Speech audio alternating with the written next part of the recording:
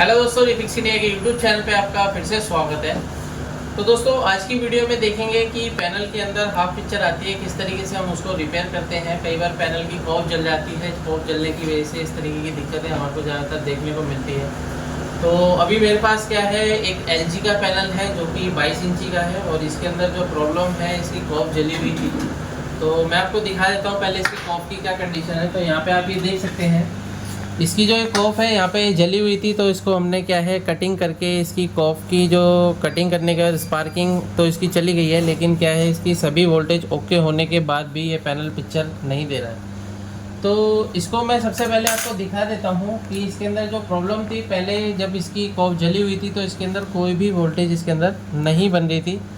और अभी कॉफ को क्या है, हमने ओपन कर दिया है। तो कॉफ को ओपन करने के बाद यहाँ पे हम देखते हैं तो हमारी जो बेसिक वोल्टेज होती है, जैसे यहाँ पे आप ये देख सकते हैं, ये हमारा जो 12 वोल्ट की सप्लाई है, इसको मैं आगे करके दिखाता हूँ आपको। तो इसकी जो 12 वोल्ट की जो सप्लाई है, ये 12 वोल्ट की सप्लाई हमारी बिल्कुल परफेक्ट है। और ये 12 वोल्ट की सप्लाई बनने के बाद हमारी DC टू DC IC सबसे पहली जो वोल्टेज बनाती है 3.3 वोल्ट की सप्लाई बनाती है। तो यहाँ पर आप ये देख सकते हैं 3.3 वोल्ट की सप्लाई बिल्कुल ओके है।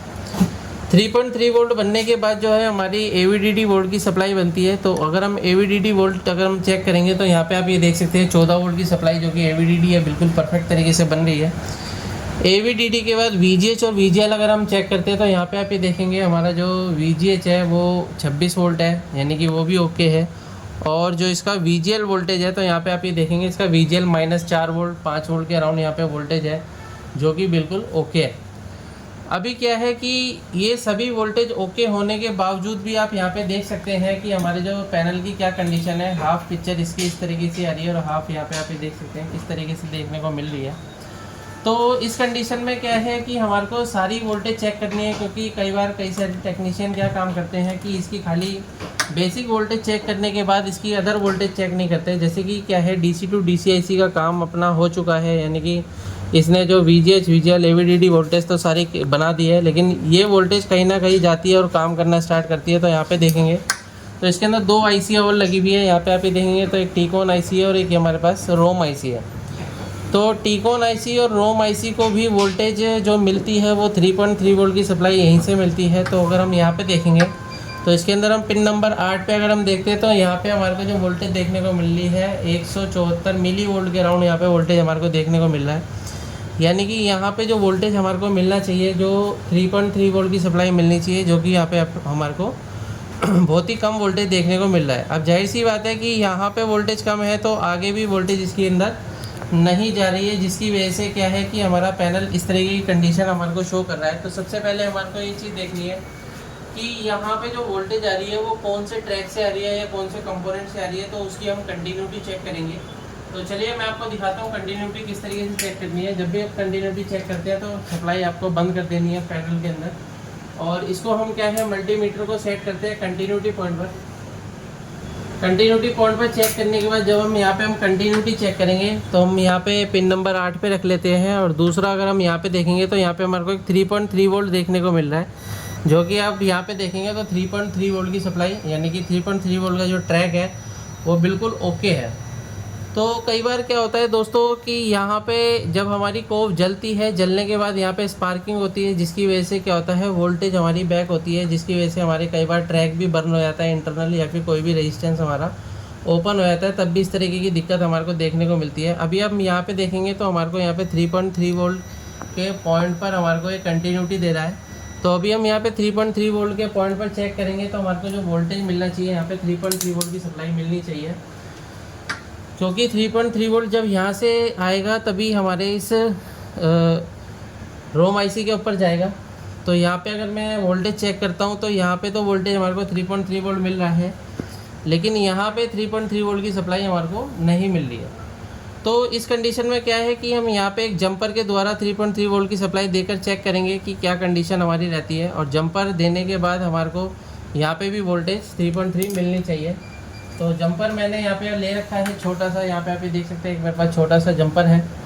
तो जंपर को लगाने के लिए सबसे पहले हम यहाँ पे एक पेस्ट ले लेते हैं, और पेस्ट के साथ में सोल्डर भी ले लें। लेने के बाद हमारे को क्या करना है कि यहाँ पे जंपर की सप्लाई, जंपर से सप्लाई देनी है। तो यहाँ पे मैंने इसको जोड़ दिया है, और जोड़ने के बाद पहले हम क्या काम करेंगे, इस जो पॉइंट होता है यानी कि टेस्टिंग पॉइंट के ऊपर हमारे को थोड़ा सा सोल्डर यहाँ पे लगाना पड़ेगा। और टेस्टिंग पॉइंट पर लगाने के बाद हमारे को इस तरीके से सोल्डिंग करनी है ताकि फिनिशिंग से सोल्डिंग हो सके। अभी क्या होता है, कई बार आपस में शॉर्टिंग होने की वजह से ये पैनल कंप्लीट ख़राब भी हो सकता है। तो यहाँ पे आप ये देखेंगे मैंने यहाँ पे सोल्डिंग कर दी है बिल्कुल परफेक्ट तरीके से। अब यहाँ पे आप देखेंगे तो आसपास में कहीं पे भी ये शॉर्टिंग नहीं हो रहा है। तो अभी मैंने 3.3 वोल्ट जंपर के द्वारा दिया है, और जंपर के द्वारा देने के बाद अभी मैं सेट को ऑन करूँगा और यहाँ पे वोल्टेज चेक करूँगा कि हमारे को यहाँ पे 3.3 वोल्ट की सप्लाई मिल रही है या नहीं मिल रही है। मल्टीमीटर को DC वोल्ट की रेंज पे सेट करेंगे तो यहाँ पे आप ये देख सकते हैं ये 3.3 वोल्ट की सप्लाई हमारी बिल्कुल परफेक्ट है। और जो रोम IC है, रोम IC की आप देख सकते हैं पिन पे हमारे को 3.3 वोल्ट की सप्लाई मिल गई है। तो यहाँ पे अगर आप देखते हैं तो यहाँ पे क्या है कि हमारे को पिक्चर हमारे को देखने को मिल रही है, लेकिन पिक्चर के अंदर थोड़ी बहुत फ्लक्चुएशन है। फ्लक्चुएशन क्यों है कि कई बार इस तरीके की केबल जो होती है हमारी केबल कई बार लूज़ हो जाती है। जब भी हमारे को इस तरीके की दिक्कत देखने को मिल सकती है तो हम सबसे पहले इसकी केबल को चेंज करेंगे और उसके बाद चेक करते हैं क्या कंडीशन हमारे को मिलती है।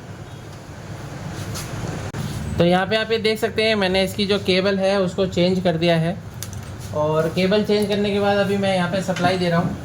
तो सप्लाई देने के बाद यहाँ पे आप ये देख सकते हैं जो मेरे पैनल की कंडीशन है वो आप यहाँ पे देखेंगे MI यहाँ पे लिख के आ गया, यानी कि मैंने इसके अंदर यूनिवर्सल बोर्ड लगा रखा है।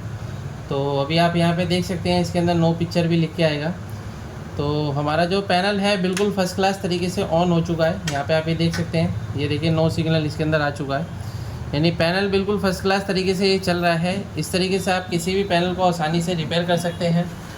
अगर आप भी LCD LED TV रिपेयर की ट्रेनिंग लेना चाहते हैं तो नीचे दिए गए कॉन्टैक्ट नंबर पर कॉन्टैक्ट कर सकते हैं। आपको सारी फैसिलिटी इसके अंदर मिलेगी, आपको प्रॉपर जो है लाइफ टाइम बैकअप सपोर्ट मिलेगी। वीडियो आपको पसंद है तो वीडियो को लाइक करें, शेयर करें, कमेंट करें और चैनल को सब्सक्राइब जरूर करें। Thank you friends.